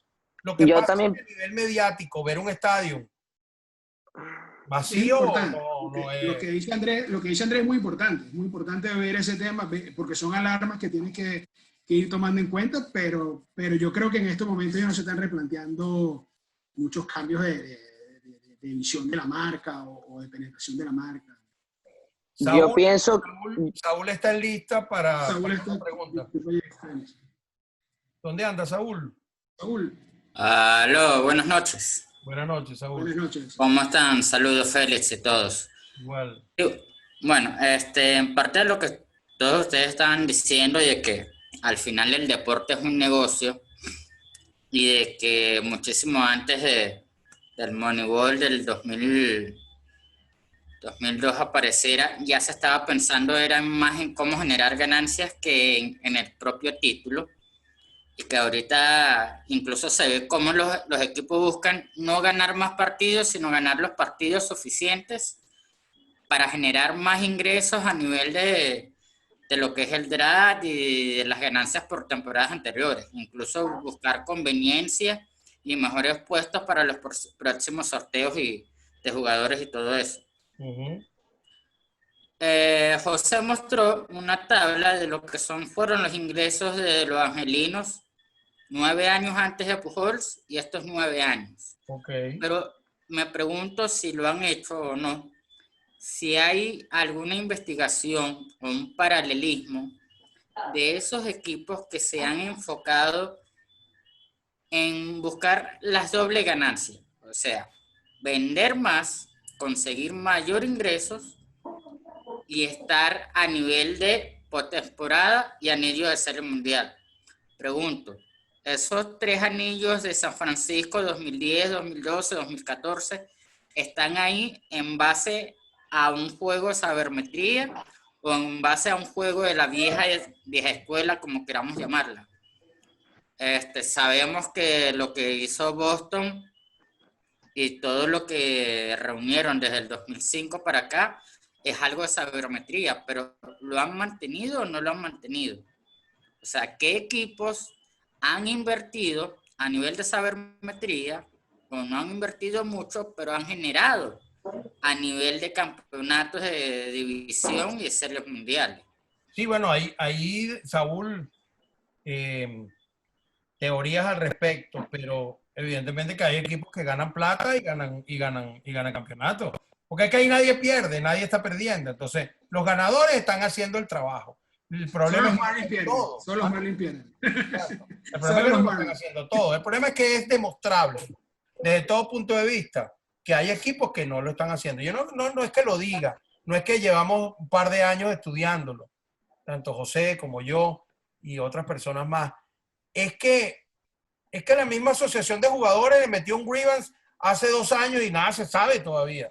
¿Saben lo que es un grievance? Una queja. Una queja específicamente yéndose a la cláusula, al artículo, a la cláusula 23 del convenio colectivo que habla del Revenue Sharing Plan y dice bla, bla, bla, bla, bla, bla. Dice eso. Usted, ese dinero que recoge por Revenue Sharing Plan tiene que ser única y exclusivamente para el mejor performance de su juego. Y yo tengo una tabla ahí. Yo compro una máquina de refresco, porque los muchachos cuando toman fresco ganan. No sé. Y lo digo como jocoso, pero bueno, si en 2 años no han dado respuesta, acaban de darle respuesta ahorita, y eso porque José me lo investigó y yo no lo creía hasta que José me lo dijo. A Scott Boras, en el caso del grievance que introdujo cuando subieron tardíamente a Chris Bryant y le robaron, porque esa es la palabra, su año de agencia libre, es hoy en el 2020 cuando le respondió el juez, 5 años después. ¿Qué le dijo? Usted no va para el baile. Ese muchacho fue subido y... Entonces, ahí para responderle a Saúl, un caso que realmente fue exitoso en la finanza y fue exitoso en el terreno. Bueno, los Bravos de Atlanta es uno, pero yo me voy más con el caso de los Astros de Houston desde Jeff Luhnow en 2013, cuando él llega y hace el famoso tanking, que baja las nóminas hasta $13 millones. O sea, imagínate 13 millones de una nómina de 30 peloteros. Y desde ese año hasta este año que han ganado 100 partidos, 2017, 2018, 2019, con varios títulos divisionales, series mundiales, uno de los equipos que tiene mayores ganancias operativas, cerca de los $100 millones. Creo que fue el mayor ganancia operativa según Forbes. Entonces, hay casos de casos, Claro, ahora ellos vienen de una granja, todo eso se generó con un sistema de granjas que les permitía jugar con jugadores a un salario limitado, ¿no? No eran agentes libres. Pero, claro, los agentes libres eran Justin Verlander, que fueron al mercado por todo lo que generaron gracias al revenue sharing, o todo lo que ingresaron gracias al revenue sharing. Ahora, este año que viene, que es un tema que es bien interesante, sin Jeff Luhnow, James Click, el nuevo gerente general, va a tener que inventarse una nueva metodología para poder retener a varios agentes libres que tienen el año que viene. Y otra cosa, Jen Luno, cuando se le acabe la suspensión, no va a tener tiempo para todas las ofertas que le van a caer. No, ese es Jen Luno es un tipo brillante. O brillante. sea, hacer lo que hizo Luno ¿cómo se llama? Con Houston. Es de esos gerentes que entendieron cuando llegaron a este negocio que había que leerse el convenio colectivo y entender cuál era la jugada, cuál es el juego que se está haciendo. Lo entendió perfectamente. Es un buen tema, Félix. Dime. Es un buen tema. Tener asesores no solamente del Word y de la sabermetría, sino tener asesores que te vean el CBA ahí al lado. Mira. Y te lo interpreten. O sea, lo que ha dicho Manfred, el trabajo de Manfred ha sido X. No le demos valor. Lo importante es cómo lo interpretaron estos muchachos. Porque son unos chamos. Tampoco son unos viejos como yo. Son unos chamos. ¿Cómo lo interpretaron? Bueno, Jen Luno es un gran ejemplo. Ben Cherington es otro ejemplo. A mí me gusta mucho cómo trabaja Presler. Y son tipos que ustedes conocen, hermanos. Milwaukee. Son chamos. Tú lo ves por ahí malandreando como cualquier otro. O sea, algunos bien vestidos, otros son muchachos. Son tipos brillantes que están ahí diciéndole a ellos, mira, esto es lo que hay que interpretar acá, esto es lo que hay que hacer. O si no se lo dicen, ellos mismos lo leyeron, ellos mismos lo vieron. Por eso yo no creo que el Luno cuando vuelva, yo imagino que volverá el año que viene, no debe tener más mínimo problema para conseguir trabajo. Entonces, allí es importante que entendamos que toda esta conversación no está poniendo una posición radical ni mía ni de José. Simplemente queríamos que ustedes tuvieran acceso a nuestra idea. Si bien es cierto, tenemos años en esto, yo soy mayor que José, tengo más tiempo, pero creo conocer un poco bien el tema financiero y cómo se adapta al modelo de valoración de jugadores. Concluimos que hay muchas diferencias todavía ni siquiera cercanas entre la forma en que se valora un jugador, un activo llamado jugador, y la forma en que se valora un activo cualquiera, tangible, de cualquier mercado. Cuando usted va a comprar una empresa, cuando usted va a valorar algún tipo de inversión, eso es lo mismo que hacen los ejecutivos que están detrás de los gerentes generales. O sea, un equipo tiene de todo, áreas importantísimas en todos los aspectos de la vida cotidiana, recursos humanos, finanzas, salud, sistema, seguridad, tecnología. Les digo, ustedes saben quiénes son de los tipos que más ganan en un equipo, que más plata ganan, los sabermétricos.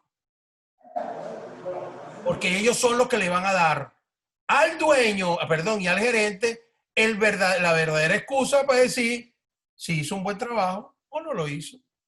Pero esos tipos ganan plata.